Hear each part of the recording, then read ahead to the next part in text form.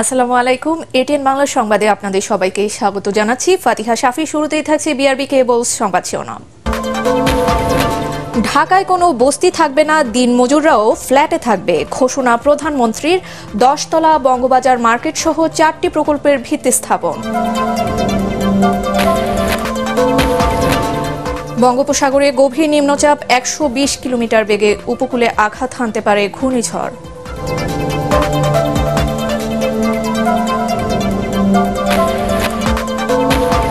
এবারের বাজেটে ঋণের ফাঁদ তৈরি হতে পারে আশঙ্কা অর্থনীতিবিদ ওয়াহিদ উদ্দিন মাহমুদের। অপচয় কমানোর পরামর্শ।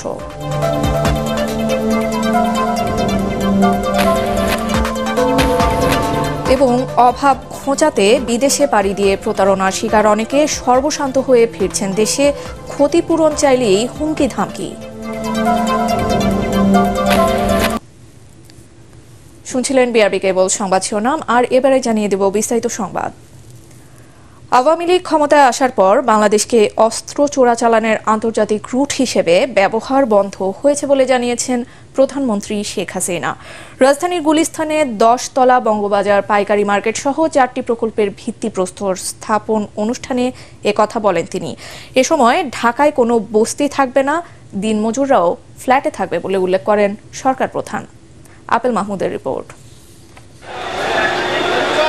2023 সালের 4 এপ্রিল তৃতীয়বারের মতো ভয়াবহ আগুনে পুড়ে যায় রাজধানীর বঙ্গবাজার মার্কেট। ক্ষতিগ্রস্ত 2961 জন ব্যবসায়ীকে পুনর্বাসনে 10 তলা মার্কেট নির্মাণের উদ্যোগ নেয় সরকার। এরই ধারাবাহিকতায় ঢাকা দক্ষিণ সিটি কর্পোরেশনের আওতায় বঙ্গবাজার পাইকারি নগর বিপণী বিতানের ভিত্তিপ্রস্তর স্থাপন করলেন প্রধানমন্ত্রী শেখ হাসিনা। প্রধানমন্ত্রী বলেন, ক্ষতিগ্রস্ত ব্যবসায়ীদের বেঁচে থাকার অবলম্বন হবে এ মার্কেট। রাজধানী ঢাকাকে ঘিরে সরকারের পরিকল্পনা তুলে ধরে বিদ্যুৎ পানি ব্যবহারে সবাইকে সাশ্রয়ী হওয়ার পরামর্শ দেন তিনি। শুধু বড় লোকরা ফ্ল্যাটে থাকবে সেটা তো হতে পারে না। আবার ওই রিক্সাওয়ালা থেকে শুরু করে দিনমজুরও ফ্ল্যাটে থাকবে। আস্তে আস্তে আমরা ঢাকায় কোনো বস্তি, ওই কাঁচা বস্তি, অস্বাস্থ্যকর অসুস্থ পরিবেশ থাকবে না, সুন্দর পরিবেশে সবাই বসবাস করবে, সেইভাবে করে দেব। সেই পদক্ষেপও আমরা নিয়েছি। 2 সিটি কর্পোরেশনের ব্যবস্থাপনায় আধুনিক পদ্ধতিতে পশু কুরবানি করতে সরকারের পরিকল্পনার কথাও জানান প্রধানমন্ত্রী। একটা পশু যখন জবাই হয়, তার রক্ত, চামড়া, হাড়, এমনকি বর্জ্যগুলিও কিন্তু কাজে লাগে, সেগুলো কিন্তু রিসাইকেল করা যায়। এই যেখানে সেখানে এগুলি না করা, সে বিষয়ে সবাইকে অবশ্যই নজর রাখতে হবে। এ সময় বিএনপির নেতিবাচক রাজনীতি নিয়েও কথা বলেন সরকার প্রধান। জানান, অগ্নিসন্ত্রাস, অস্ত্র চোরা কারবারি ও মানুষ খুন এসব হচ্ছে দলটির ধর্ম। ওই তারিক জিয়া তো অস্ত্র চোরা কারবারি মামলায় সাজাপ্রাপ্ত আসামি। ওখানে বসে এখন নানাভাবে ওই অগ্নিসন্ত্রাস দিয়ে মানুষ মারা, মানুষ খুন করা, আগুন দিয়ে মানুষকে পোড়ানো, এইসব কাজ করে বেড়ায়। আওয়ামী লীগ সরকার এসে এই বাংলাদেশকে এই অস্ত্র চোরা কারবারির যে রুট, সেটা আমরা বন্ধ করেছি। ভারতে উলফা থেকে শুরু করে যেখানে যেখানে যারা অস্ত্র সাপ্লাই দিত, সেগুলো আমরা বন্ধ করেছি। তাদেরও যাতে শান্তি আসে, তাদের ওই 7 সিস্টার, সেই ব্যবস্থাটি কিন্তু আওয়ামী লীগ করেছে। অনুষ্ঠানে আরও 3টি প্রকল্পের ভিত্তিপ্রস্তর স্থাপন করেন প্রধানমন্ত্রী শেখ হাসিনা। প্রকল্পগুলোর মধ্যে রয়েছে পোস্তগোলা ব্রিজ থেকে রায়ের বাজার স্লুইস গেট পর্যন্ত বীর মুক্তিযোদ্ধা ফজলুল হক মনি সরণি, ধানমন্ডি লেকে নজরুল সরোবর এবং শাহবাগে শিশুদের বিনোদনে হোসেন শহীদ সোহরাওয়ার্দী শিশু উদ্যান আধুনিকীকরণ। আপেল মাহমুদ, এটিএন বাংলা, ঢাকা। বঙ্গোপসাগরে সৃষ্ট লঘুচাপটি আরও শক্তিশালী হয়ে আজ সকালে নিম্নচাপে পরিণত হয়েছে। আবহাওয়া অফিস জানায়, এটি আজ রাত 1টার পর গভীর নিম্নচাপে পরিণত হয়ে রোববার সকালে ঘূর্ণিঝড়ে রূপ নিতে পারে। উত্তর ও উত্তর পূর্ব দিকে এগিয়ে এসে উপকূলের সুন্দরবন ও খেপুপাড়ার ওপর দিয়ে বয়ে যাওয়ার আশঙ্কা রয়েছে। আজ সকালে নিম্নচাপ কেন্দ্রের 44 কিলোমিটারের মধ্যে বাতাসের একটানা সর্বোচ্চ গতিবেগ ঘন্টায় 40 থেকে 60 কিলোমিটার, যা 120 কিলোমিটার বেগে উপকূলে আঘাত হানতে পারে। এদিকে চট্টগ্রাম, কক্সবাজার, মোংলা ও পায়রা সমুদ্র বন্দরকে 1 নম্বর দূরবর্তী সতর্ক সংকেত দেখিয়ে যেতে বলা হয়েছে। সাগরে অবস্থানরত মাছ ধরার নৌকা ও ট্রলারকে পরবর্তী নির্দেশ না দেওয়া পর্যন্ত উপকূলের কাছাকাছি থাকতে বলা হয়েছে। চলমান অর্থনৈতিক সংকটে আসছে বাজেটে ঋণের ফাঁদ তৈরি হতে পারে বলে আশঙ্কা প্রকাশ করেছেন বিশিষ্ট অর্থনীতিবিদ ওয়াহিদ উদ্দিন মাহমুদ। তার মতে আর্থিক নীতি পরিবর্তন না হলে সংকট আরও বাড়বে। ডিবেট ফর ডেমোক্রেসির বিতর্ক প্রতিযোগিতায় দুর্নীতি ও অপচয় কমিয়ে বাজেট বাস্তবায়নের হার বাড়ানোর পরামর্শ দিয়েছেন তিনি। অনুষ্ঠানে ডিবেট ফর ডেমোক্রেসির চেয়ারম্যান হাসান আহমেদ চৌধুরী কিরণ বলেন, বাজেট বাস্তবায়নে এখনও বড় বাধা দুর্নীতি। শারফুল আলমের রিপোর্ট। প্রবাসী আয় কমছে, বাড়ছে না রপ্তানির পরিমাণও। অন্যদিকে বাড়তি ডলারের দর, দেশি বিদেশি ঋণ পরিশোধের ব্যয়ও বাড়ছে সরকারের, যার প্রভাব পড়ছে বৈদেশিক মুদ্রার রিজার্ভে। এমন পরিস্থিতিতে ডিবেট ফর ডেমোক্রেসির ছায়া সংসদ বিতর্ক প্রতিযোগিতায় বিতর্কের বিষয় নির্ধারণ করা হয় অর্থনৈতিক সুরক্ষায় বাজেটের কৌশল। বিষয়ের পক্ষ বিপক্ষে বিতর্কিকরা তাদের যুক্তিতর্ক উপস্থাপন করেন। আমদানি এবং রপ্তানি ব্যয়ের যে একটা ঘাটতি, সেই ঘাটতিটা প্রায় $5 বিলিয়ন মতো। আগামী বাজেটে কোন প্রধান কৌশল অর্থনীতিকে সুরক্ষিত করবে, তারা কিন্তু সেই বিকল্প একটি মাত্র প্রধান কৌশল দেখিয়ে যেতে পারেনি। বিতর্ক প্রতিযোগিতা শেষে ডিবেট ফর ডেমোক্রেসির চেয়ারম্যান হাসান আহমেদ চৌধুরী কিরণ বলেন, কতিপয় দুর্নীতিবাজরা অর্থ পাচার করছে, তাদের কারণেই দেশের আর্থিক অবস্থা পিছিয়ে যাচ্ছে। অর্থনীতি শক্তিশালী করতে আসছে বাজেটে প্রবাসী আয়ে 5 ভাগ প্রণোদনা সুবিধা দেয়া সহ 10 দফা সুপারিশ করেন তিনি।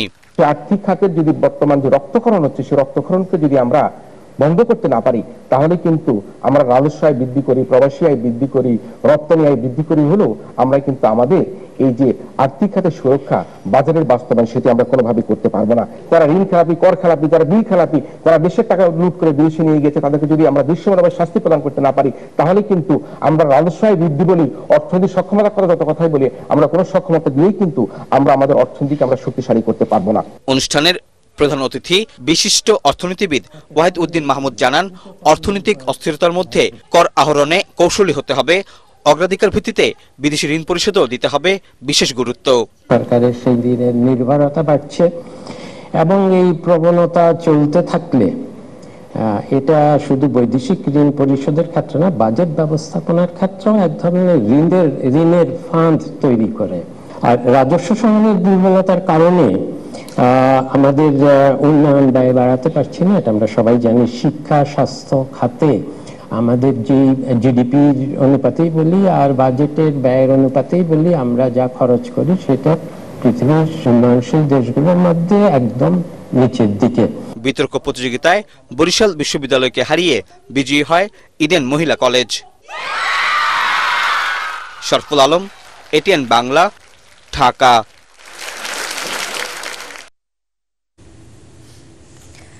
জনপ্রতিনিধি নির্বাচনের প্রক্রিয়াকে ধ্বংস করে আওয়ামী লীগ মাফিয়াদের রাজত্ব তৈরি করেছে বলে অভিযোগ করেছেন বিএনপির সিনিয়র যুগ্ম মহাসচিব রুহুল কবির রিজভী। সংসদ সদস্য আনোয়ারুল ইসলাম আনারের কর্মকাণ্ড তাই প্রমাণ করেছে বলে উল্লেখ করেন তিনি। জাতীয় প্রেসক্লাবে অ্যাসোসিয়েশন অব ইঞ্জিনিয়ার্স বাংলাদেশ অ্যাব আলোচনা সভায় এসব কথা বলেন রিজভী। আন্তর্জাতিক চাপে একতরফা নির্বাচন বাস্তবায়নের রূপকার আজিজ বেনজিরদের কুকীর্তিও জনসম্মুখে উন্মোচিত হয়েছে বলে জানান তিনি। রাষ্ট্রের যে একটা নিরাপত্তা থাকে, সেই নিরাপত্তা ভেঙে চুরে তছনছ। আপনার একজন মাফিয়াকে আপনাকে স্যার বলে ডাকতে হবে, কারণ সে এমপি হবে, কারণ সেখানে জনপ্রতিনিধিত্ব হবে, কারণ জনপ্রতিনিধিত্ব হওয়ার জন্য যে সুষ্ঠু নির্বাচন দরকার, সেই নির্বাচন তো একেবারে জাদুঘরে পাঠিয়ে দেওয়া হয়েছে। যে দুর্নীতির উপর আপনার সরকার আজকে গড়ে উঠেছে, সেই দুর্নীতির সাথে মাফিয়াদের সম্পর্ক থাকাটাই এখানে স্বাভাবিক। বেকারত্ব আর অভাবের তাড়না ঘোচাতে বিদেশে পাড়ি জমাচ্ছেন দেশের অনেকেই, কিন্তু দালাল আর প্রতারকদের খপ্পরে পড়ে সর্বশান্ত হচ্ছেন তাদের কেউ কেউ। ক্ষতিপূরণ তো পাচ্ছেই না, উল্টো জরিমানা দিয়ে দেশে ফিরতে হচ্ছে তাদের। চট্টগ্রাম থেকে আরো জানাচ্ছেন সৈয়দ তাম্মিম মাহমুদ। কুমিল্লার হাসানুল কবির 2021 সালে চট্টগ্রামের কোয়াইশ সিটি কর্পোরেশন কলেজ থেকে অনার্স পাশ করেন। 2 ভাই আর বাবা মা নিয়ে 4 জনের সংসারের অভাব ঘোচাতে ড্রাইভিং শিখে যান দুবাইয়ে। তাকে পাঠিয়েছিল ঢাকার স্টার্লিং ইন্টারন্যাশনাল লিমিটেড নামের একটি প্রতিষ্ঠান। কথা ছিল দুবাইয়ে কোনো টাকা লাগবে না, পাবেন ফ্রি থাকা খাওয়ায় ভালো চাকরি, কিন্তু তা হয়নি। আরো 4 লাখ টাকা দিতে হয় কবিরকে। কুষ্টিয়ার রুহুল আমিনও হয়েছেন এমন প্রতারণার শিকার। দালালে বলছিল 6 মাসের মধ্যে আমি গাড়ি পেয়ে যাবো, 6 মাসের মতো লাইসেন্সটাও এখনো পেই নাই। লাইসেন্স পাওয়ার পর ওরা বলতেছে আরো কাজ আছে, ওই কাজও আরো 2 লাখ টাকা। ওখানে এত কিছু হওয়ার পর ওরা কোনো যোগাযোগই করে নাই। প্রায় সর্বশান্ত এই দুই অভিবাসীর পরিবার এখন ঋণের বেড়াজালে আবদ্ধ। অভিযোগ, আবেদন করেও কোথাও সুবিচার পাচ্ছেন না। অনেক আশা করি ছেলেরে পাঠাইছি বিদেশে, অনেক ধার দেনা করি, দিতে পারছি না, সবাই চাপ দিতেছে। দালালের প্রতারণায় নিঃস্ব হয়েছেন সাতক্ষীরার ফারুক হোসেনও। দেশে পিকআপ চালাতেন তিনি, মোটামুটি চলতো সংসার, এখন করুণ অবস্থা। দালালের ফক্করে পড়ে আমি অনেক ক্ষতিগ্রস্ত হয়ে গেছি ভাই, আমার হাতে গাড়ি কিছু নেই, এমনও দিন যাচ্ছে যে না খেয়ে দিন যাচ্ছে আমার। এসব কর্মীদের বিদেশে প্রেরণকারী প্রতিষ্ঠান এখন কোনো দায় নিতে চাইছে না, উল্টো হুমকি ধুমকি দিচ্ছে ক্ষতিগ্রস্তদের।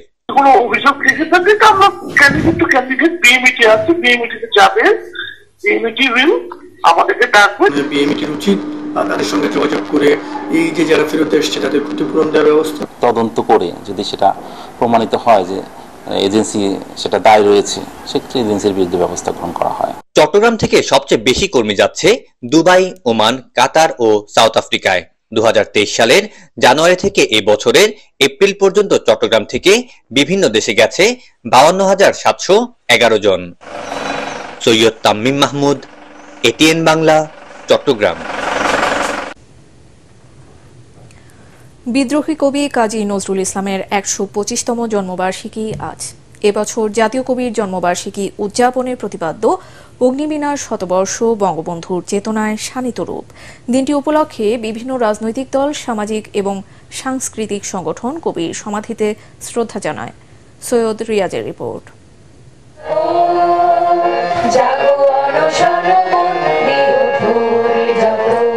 বাংলা ভাষা ও সাহিত্যের অন্যতম প্রাণপুরুষ ছিলেন জাতীয় কবি কাজী নজরুল ইসলাম। তার নামের সঙ্গে যুক্ত রয়েছে বিদ্রোহী কবি, প্রেমের কবি, সাম্যের কবি সহ নানা বিশেষণ। কবির কালজয়ী লেখা ছিল অন্যায় অবিচারের বিরুদ্ধে শক্ত প্রতিবাদে সোচ্চার। ব্রিটিশ শাসকদের শোষণ, নির্যাতন ও বৈষম্যের বিরুদ্ধে লিখে বাঙালির জাতীয়তাবোধের জাগরণ ঘটিয়েছিলেন নজরুল। কাজী নজরুল ইসলামের দুর্গমগিরিটা এখনো জাতীয় পর্যায়ে হচ্ছে না, এটা হওয়া অবিলম্বে দরকার বলে মনে করি। এটা মানুষের আলোকিত পথে এগিয়ে যাওয়ার একটা দিক নির্দেশনা দেয় এই গানটি, এবং এই গানটি আমাদের মানুষের মুক্তির কথা বলেছে, মানুষের এগিয়ে যাওয়ার কথা বলেছে। 125তম জন্মবার্ষিকী উপলক্ষে প্রধানমন্ত্রী ও দলের পক্ষ থেকে ঢাকা বিশ্ববিদ্যালয় কেন্দ্রীয় মসজিদ প্রাঙ্গণে কাজী নজরুলের সমাধিতে শ্রদ্ধা নিবেদন করেন আওয়ামী লীগ সাধারণ সম্পাদক ওবায়দুল কাদের সহ অন্যান্য নেতারা। আমরা সাম্প্রদায়িকতার বীজ বৃক্ষকে সমূলে উৎপাদিত করে অসাম্প্রদায়িক বাংলাদেশ গড়ব, এবং সেটাই হবে নজরুলের প্রতি আমাদের শ্রদ্ধাঞ্জলি নিবেদনের সার্থকতা। বিএনপির পক্ষ থেকেও শ্রদ্ধা জানানো হয় কবির সমাধিতে। নজরুল সবসময় প্রাসঙ্গিক, আমাদেরকে আজও তিনি উদ্বুদ্ধ করছেন, অনুপ্রাণিত করছেন। আমরা তার পথ দিয়েই আশা করব ইনশাল্লাহ আবারও এদেশে গণতন্ত্র, কথা বলার স্বাধীনতা সবকিছু আমরা নিশ্চিত করতে পারবো। আর এই ক্ষেত্রে এক প্রবল প্রেরণা হিসাবে নজরুল কাজ করবে। আওয়ামী লীগ ও বিএনপির অঙ্গ এবং সহযোগী সংগঠনের পক্ষ থেকেও আলাদাভাবে শ্রদ্ধা জানানো হয় সেখানে। কবির সমাধিতে শ্রদ্ধা জানান বিভিন্ন সামাজিক ও সাংস্কৃতিক সংগঠনের নেতারা। সৈয়দ রিয়াজ, এটিএন বাংলা, ঢাকা। এবারে থাকছে আল আরাফা ইসলামী ব্যাংক অর্থ সংবাদ।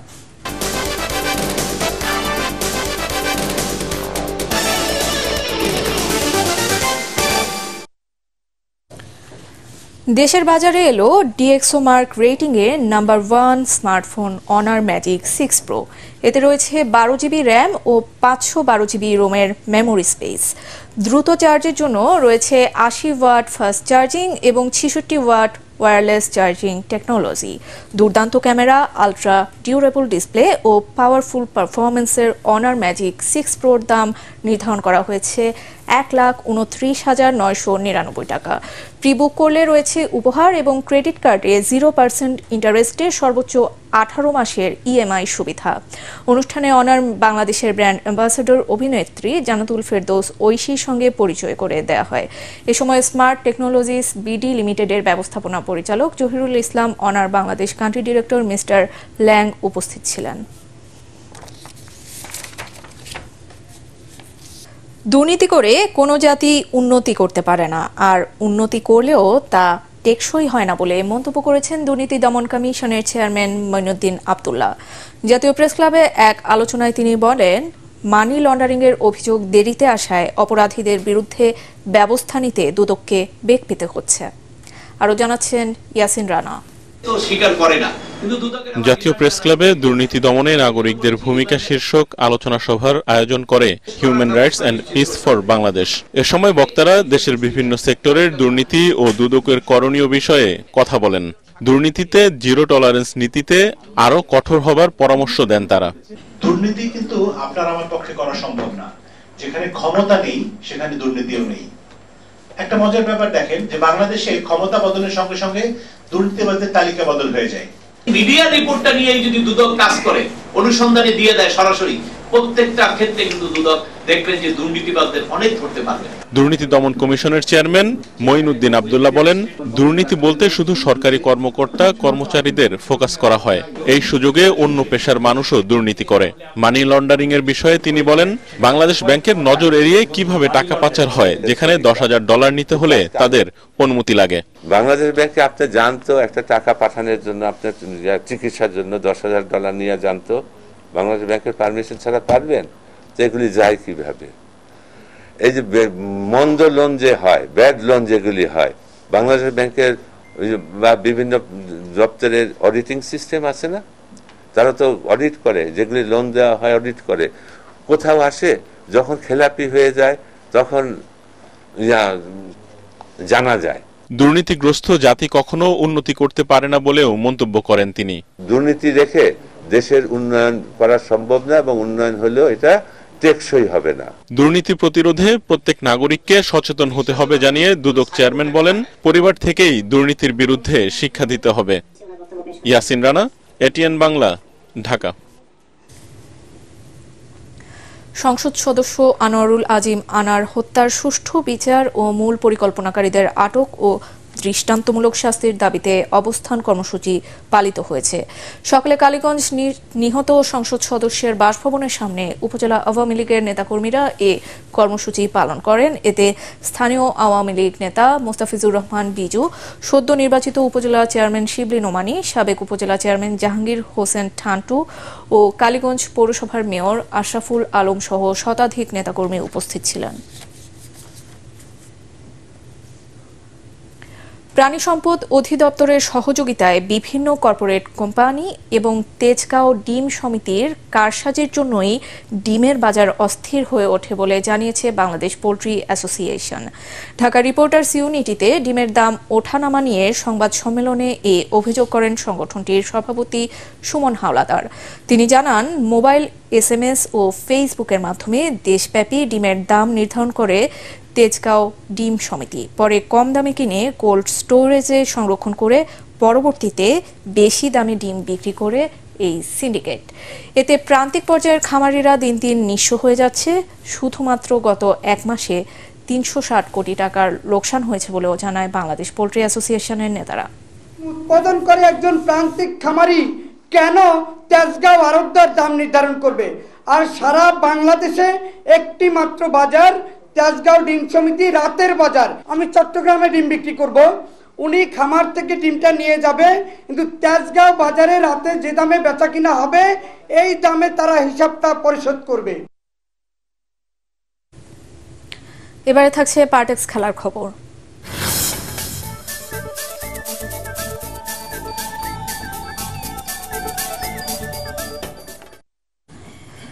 হোয়াইট ওয়াশের লজ্জা এড়াতে সিরিজের তৃতীয় ও শেষ T20-তে আজ যুক্তরাষ্ট্রের মুখোমুখি হবে বাংলাদেশ। প্রথম ম্যাচে 5 উইকেটে হারের পর দ্বিতীয় ম্যাচে 6 রানে পরাজিত হয় নাজমুল সাকিবরা। কোনো টেস্ট খেলুড়ে দেশের বিপক্ষে এক ম্যাচ হাতে রেখে সিরিজ জিতে অনন্য রেকর্ড গড়ে যুক্তরাষ্ট্র। এই পরাজয় বিশ্বকাপের আগে টাইগার শিবিরে বড় এক ধাক্কা। আত্মবিশ্বাস ফিরে পেতে কিংবা হোয়াইট ওয়াশের লজ্জা এড়াতে সিরিজের তৃতীয় ম্যাচে জয়ের কোনো বিকল্প নেই হাতুরু সিংয়ের দলের। যুক্তরাষ্ট্রের প্রেরি ভিউ ক্রিকেট কমপ্লেক্সে বাংলাদেশ সময় আজ রাত 9টায় শুরু হবে ম্যাচটি। সংবাদ শেষ করছি, তার আগে বিআরবি কেবল সংবাদ শিরোনামগুলো আরও একবার। ঢাকায় কোনো বস্তি থাকবে না, দিনমজুররাও ফ্ল্যাটে থাকবে ঘোষণা প্রধানমন্ত্রীর। 10 তলা বঙ্গবাজার মার্কেট সহ 4টি প্রকল্পের ভিত্তি স্থাপন। বঙ্গোপসাগরে গভীর নিম্নচাপ, 120 কিলোমিটার বেগে উপকূলে আঘাত হানতে পারে ঘূর্ণিঝড়।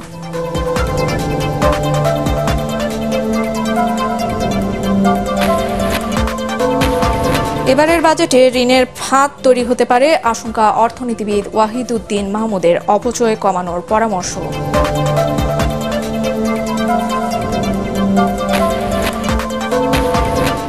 এবং অভাব ঘোচাতে বিদেশে পাড়ি দিয়ে প্রতারণার শিকার অনেকে সর্বশান্ত হয়ে ফিরছেন দেশে। ক্ষতিপূরণ চাইলেই হুমকি ধামকি। আর এই ছিল এখনকার মতো। রইল পরবর্তী সংবাদ দেখার আমন্ত্রণ। এটিএন বাংলা সংবাদ ইউটিউবে দেখতে ব্রাউজ করুন, youtube/ATN বাংলা নিউজ। ধন্যবাদ সবাইকে।